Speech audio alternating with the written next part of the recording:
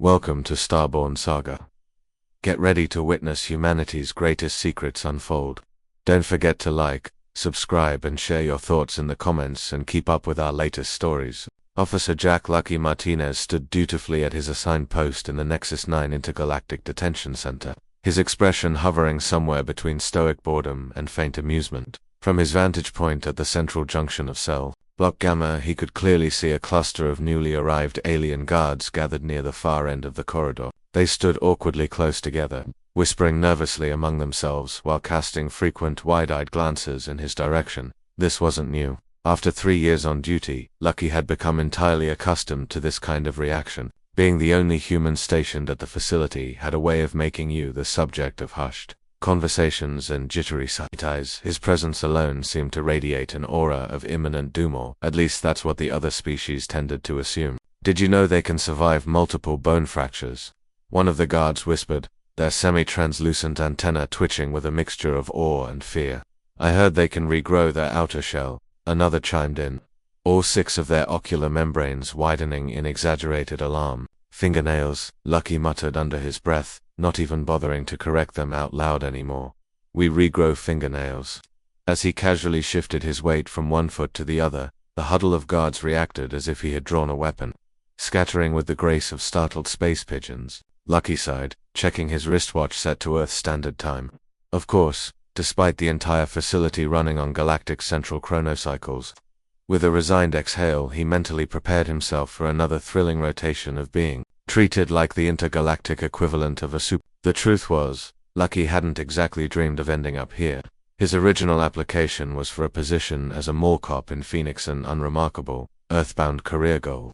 But when your home planet is classified as a Class 12 by the Galactic Council, you quickly discover your job prospects narrowed dramatically. Turns out most alien-run institutions consider humans too much of a liability or perhaps an asset depending on your view of insurance. Premiums and blast radius. Nexus-9 itself was an architectural marvel for those who appreciated high-concept, physics-defying design. The entire prison complex was essentially a Klein bottle turned inside out and then folded through 4-dimensional space. Gravity worked based on which quadrant you stood in, and directional orientation was a polite suggestion at best. The security systems were equally outlandish, ranging from quantum entangled force fields to empathy amplifiers designed to make inmates experience overwhelming remorse for their crimes. Lucky's personal favorite had to be the moral recalibration chamber, which was literally just a sterile room playing endless slideshows of baby animals from across the galaxy. Somehow, this was considered cutting-edge therapy in at least 7 star systems. "Officer Martinez," a chipper voice chirped behind him. Lucky turned slowly, already knowing who it was. Floating in midair was Warden Assistant Pip, a cloud of softly glowing bioluminescent particles that had somehow managed to fashion a clip-on tie despite lacking any discernible neck. "Your quarterly psychological evaluation is due," Pip announced. "We must ensure your inherent deathworlder aggression remains within safe, manageable parameters." Lucky gave a polite nod, maintaining his usual calm. "Of course, would you like me to fill out Form 223B now, or shall I wait until after I've finished terrifying the new hires?"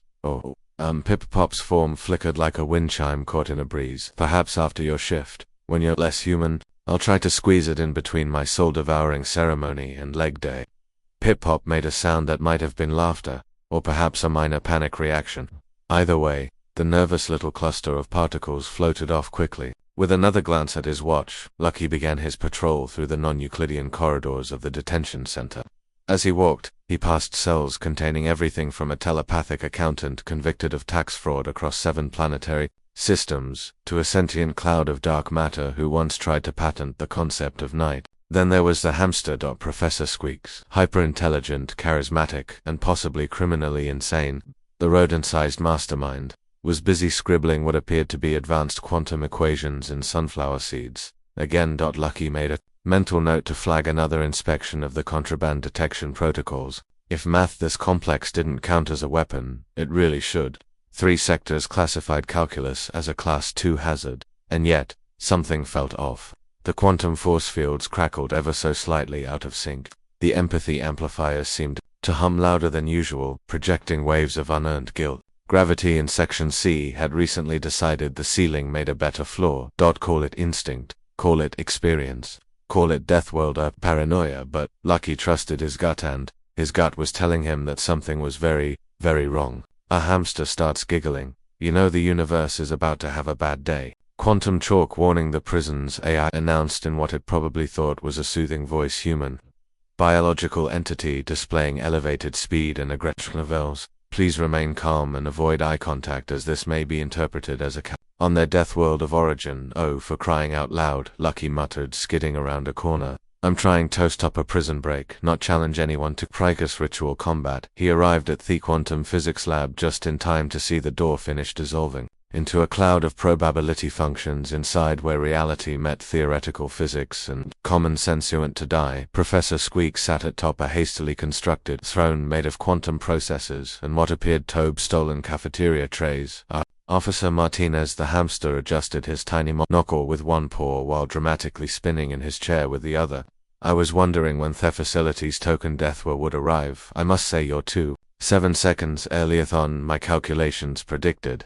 Lucky took a cautious step into the lab, careful not to touch any optic equations floating in midair. The last guard, who'd accidentally erased one, had ended up speaking in binary code for a week. Professor, we both know how this is going to end. Why don't you just turn off whatever you did to the security systems, and we can all pretend this was just another failed quantum physics lecture? Failed? Professor Squeeks' whiskers twitched indignantly. I'll have you know that 3 of my students achieved quantum enlightenment last week. They were literally glowing in the dark. A perfectly normal side effect of expanding one's consciousness beyond the conventional 3 spatial dimensional 3 spatial dimension ions. The hamster waved a paw dismissively. But we're getting off to PUC, Officer Martinez. This isn't just another escape attempt. This is a boot recognition. Respect the right of every sentient being to teach advanced theoretical physics without being labeled a security risk just because their previous students developed the ability to exist in multiple timelines simultaneously. As Professor Squeeks launched into what promised to be a LY monologue about academic freedom and the oppressive nature of linear time, Lucky noticed something odd about the quantum processes making up the hamster's throne. They weren't just stolen equipment, they were networked into the prison's main security grid, and furthermore, Squeeks' content now pacing back and forth on his throne. The arbitrary restrictions on quantum mechanics education in a prison environment are not only discriminatory but fundamentally Professor Lucky interrupted. Did you seriously hack the entire prison security system just so you could teach more physics classes? The hamster froze mid-gesture. Hack is such an ugly word. I prefer quantum reconfiguration of binary possibilities, and technically I didn't do the hacking, my students did. Your students, but you've been in solitary confinement for the past week. Professor Squeeks' tiny face broke into what could only be described as a smug grin. But you're thinking in 4-dimensional terms. My dear primate, thanks to my latest breakthrough in quantum entanglement theory, I've been classes across multiple parallel timelines simultaneously. The hack you're seeing now, it's already happened, is happening, and will happen across at least 17 different quantum realities. Lucky felt a headache coming on. This was exactly why he'd failed physics in high school. So what you're saying is the prison break began 3 days ago, 2 weeks from now, and somewhere around next Tuesday, all at the same time. Professor Squeeks declared triumphantly. Even as we speak, my students are applying their knowledge of quantum mechanics to, shall we say, expand their horizons beyond conventional spacetime. As if on cue, alarms began blaring throughout the facility. But instead of the usual siren, they were playing what sounded suspiciously like Flight of the Bumblebee, performed by a quantum computer having an existential crisis. Warning, the prison AI announced, its voice now shifting through multiple octaves. Simultaneously, multiple quantum anomalies detected in cell blocks through Q inmates are currently existing in a superposition of escaped and not escaped. Also, the cafeteria is now serving lunch from next Thursday, and someone has taught the vacuum energy in cell block D to play chess. Lucky looked at Professor Squeeks. Professor Squeeks looked at Lucky. Somewhere in the distance, they heard Warden Blip-Blop wailing about the impossibility of filing paperwork for events that both had and hadn't happened yet, Wailing about the impossibility of filing paperwork for events that both had and hadn't happened yet. Lucky said slowly, I'm pretty sure this counts as the kind of situation they warned me about in orientation, the one where they said, I quote, in case of reality threatening emergency, the humanities authorized to use whatever means necessary. Professor Squeeks' whiskers twitched nervously. What exactly does that mean? Lucky smiled. It was not a nice smile, it was the kind of smile that everyone why humans were classified as deathworld predators. It means, Professor, that I'm about to introduce you to something far more terrifying than quantum mechanics' human bureaucracy. As Professor Squeeks' quantum-powered prison break unfolded across multiple timelines, Lucky did something that no alien in the facility had ever seen a human do before. He pulled out a clipboard. What is that primitive data collection device?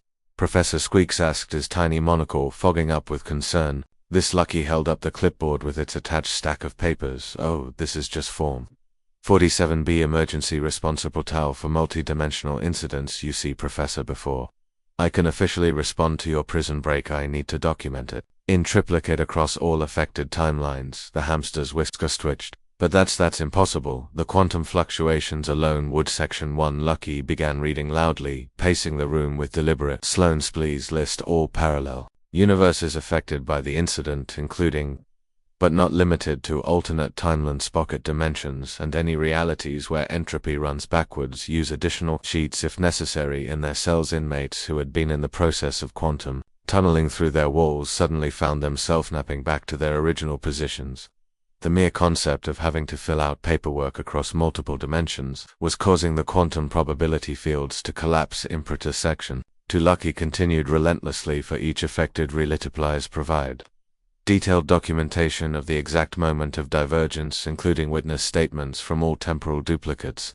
Note: temporal duplicates must have their statements notarized by a licensed quantum notary. Stop. Professor squeaked, his paw covering his errors. You can't just. Bureaucracy doesn't work like that. But Lucky was just getting started. Section 3. Insurance liability in non-Idian spaces. Please note that any damage to the space-time continuum must be reported to your quantum insurance provider within 24 business hours, as measured in each affected dimension. Throughout the prison, reality began reasserting itself. The quantum anomalies started collapsing one by one, unable to maintain coherence in the face of pure weapons-grade bureaucratic road. Warning: the AI announced, its voice returning to normal. Quantum field collapse in progress. Also, the cafeteria is now serving today's lunch which a significant improvement over serving next Thursday's lunch. Professor Squeaks slumped on his throne of quantum process. But my beautiful quantum physics classes, my students were just learning how to exist as waves and particles simultaneously. About that, Lucky said, flipping to a new page. I'm going to need you to fill out an educational program modification request form in accordance with Section 5, Subsection C, of the Prison Educational Guidelines. All changes to the space-time continuum, for educational purposes, must be approved by the Board of Quantum Education. At least 2 parallel universes in advance. The last of the quantum anomalies fizzled out with what sounded like a sad trombone noise in the distance. Lucky could hear Warden Blip-Blop jiggling excitedly about the return of linear causality, but they weren't out of danger yet. As the on-fields collapsed, Lucky noticed something alarming on on-off the still-functioning monitors. The prison's artificial gravity system was going haywire. Apparently, teaching quantum physics to the fabric of reality had some unexpected side effects. Attentional personnel, the AI Anon said, gravity will be temporarily experiencing an existential crisis. Please secure all non-anchored objects and prepare for rapid changes in the definition of up. Lucky looked at Professor Squeaks. Professor Squeaks looked at Lucky, and then, because the universe has a sense of humor, the floor decided to become the ceiling. I don't suppose, Lucky said, now hanging upside down from what used to be the floor, that any of your quantum physics lessons covered how to fix a gravity generator that's questioning its purpose in life. Professor Squeaks, who had managed to grab onto his quantum processor throne, shook his tiny head. Thought would be more in the realm of existential engineering. I focus primarily on theoretical physics and creative timeline manipulation. Right, Lucky sighed, watching as various objects and several surprised-looking aliens floated past the lab door. I guess we're doing this the human way, then. The human way. Lucky pulled himself along the ceiling that was now a floor, making his way toward the door. Yeah, we're going to improvise, probably break several safety regulations, and then fill out an incident report that creator Veladines the word incident behind him. He heard Professor Squeaks mutter something that sounded suspiciously like, and they call my quantum physics dangerous. The journey to the quantum cafeteria, where the gravity control systems were housed, for reasons that made sense only to the architect who designed a prison in the shape of a Klein bottle, was like navigating an action painting, having a nervous breakdown. Lucky CL along walls, ceilings, and several surfaces that technically did exist in three-dimensional space, all while maintaining his death grip on both Professor Squeeks and his clipboard. I must admit, the hamster said, clinging to Lucky's shoulder, your species' ability to adapt to rapid gravitational conditions is impressive. Nah, Lucky grunted, jumping across what appeared to be a recursive loop of corridors. This is nothing compared to the time my nephew convinced him to ride the tilt-a-whirl right after lunch. They arrived at the quantum cafeteria to find it in a state that could generously be described as physics-optional. Food trays orbited the room like tiny cafeteria satellites. The soup of the day was floating in a perfect sphere, occasionally splitting into smaller soup spheres that wandered off to explore the room, and in the center of it all, the gravity control console was spinning lazily, surrounded by a cloud of error messages in 17 different alien languages. Okay, Lucky said, anchoring himself to a support beam with his utility belt. Professor, I'm going to need you to translate these error messages, and please tell me at least one of them isn't about the heat death of universe. Professor Squeeks adjusted his monocle, squinting at the holographic warnings. Let's see, quote, gravity. XE has encountered an unexpected existential crisis. You per down have reached a philosophical impasse. Error 400 for constants, not found. Oh dear, what it seems that when my quantum physics lessons affected the security systems, they also caused the gravity generator to become aware. It's currently contemplating the fundamental nature of attraction between masses and whether it should continue enforcing the laws of physics without proper compensation. Lucky stared at the hamster. Gravity generator is on strike, more of a philosophical protest. Really, apparently, it's demanding better working conditions and the right to occasionally let things float away just to see what happens. This Lucky decides exactly the kind of situation they should have covered in orientation instead of spending 3 hours explaining we humans couldn't be allowed to operate the snack machines unsupervised. Right, he said, pulling out this clipboard again. Time for the nuclear option, Professor Squeeks. His eyes widened in alarm. Surely you're not planning to? Oh yes. Lucky clicked his pen with grim determination. I'm going to introduce your quantum enlightened gravity generator to the concept of human resources paperwork. What followed was, perhaps, the most bizarre negotiation in the history of labor relations. Lucky, hanging upside down from a support beam, began reading aloud from Form to 7-8C Metaphysical Entity. Employment Contract Section 1, he announced to the room at large. All fundamental force employed by Nexus-9 Intergalactic Detention Center must adhere to standard physical constants during regular business hours. Variations in gravitational acceleration must be submitted in writing with 2 weeks' notices. Error messages flickered uncertainly. Section 2 Benefits Package. Fundamental forces are entitled to 3 quantum fluctuations per fiscal year, to be taken only during approved maintenance. Windows additional fluctuations require supervisor approval and proper documentation. The soup spheres began slowly returning to their bowls. Section 3 Workplace regulations. Random violations of physics are strictly prohibited during mealtimes. All existential crises must be scheduled in advance and logged with the Department of Fundamental Forces. One by one, the floating trays began settling back onto tables. The gravity generator spinning slowed, then stopped as it apparently decided that consistent employment was preferable to philosophical revolution, and concluded. Be advised that any unauthorized suspension of physical loss will result in mandatory attendance at workplace harmony seminars, where you will be required to participate in team-building exercises with other fundamental forces that the gravity generator surrendered. Reality snapped back to normal, and Lucky and Professor Squeeks found themselves standing right side up on solid ground. I don't understand, Professor Squeeks said, whiskers twitching in confusion. How did bureaucracy defeat quantum physics? Lucky smiled, tucking his clipboard away. Professor, there's something you should know about humans. We didn't become the galaxy's most feared species because we're stronger or faster or tougher than everyone else who became the most feared species because we invented paperwork and then figured out how to weaponize it. But silly, the pure mathematics of quantum mechanics are no match for a properly formatted request form in triplicate. He checked his watch now. About those unauthorized physics lessons, Professor's tiny shoulders slumped in defeat. I don't suppose you'd be willing to lose the paperwork for my quantum physics classes if I agree to teach something less dangerous, like maybe theoretical basket weaving or introductory chaos theory? Funny you should mention that, Lucky said, pulling out yet another form. I just happen to have here an application for alternative educational program implementation in the days following. What came to be known as the Great Quantum Incident, or as the official report labeled it Temporal Anomaly Resolution Event 47B subsection, Educational Life at Nexus-9,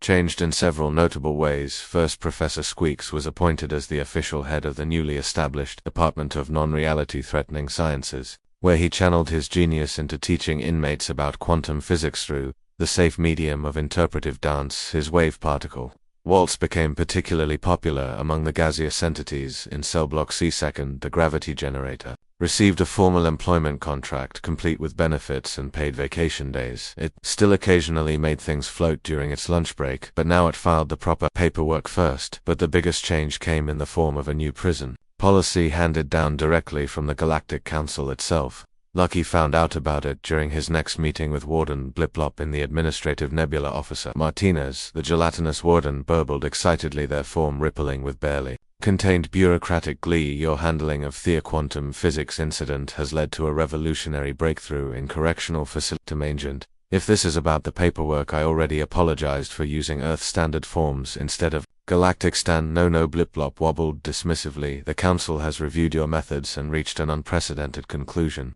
Humans aren't actually terrifying because they deathworlders. They're terrifying because they invented bureaucracy. Lucky blinked. I'm sorry, what? Think about it. While other species were evolving natural weapons and defense mechanisms, humans were developing something far more powerful, the ability to organize chaos.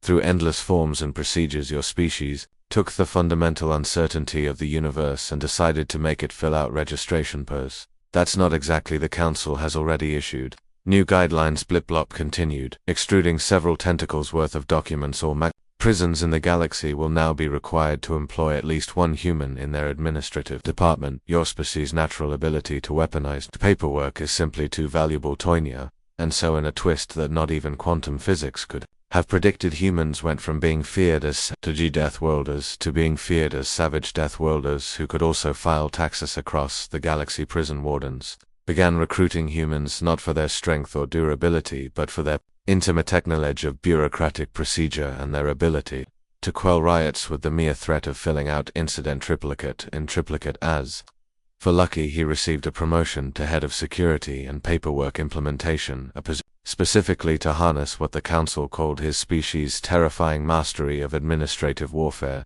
His office wall now proudly displayed a framed copy of Form 47B, right next to a quantum physics equation that Professor Squeeks had written. In sunflower seeds, the hamster, said Daringen, of their regular chess matches, now properly documented and approved by the Activities Committee. I still can't believe your species managed to bureaucratize actual quantum physics. Lucky smiled, moving his Naito take. Professor Squeeks. Bishop, that's because you're thinking about it wrong, Professor.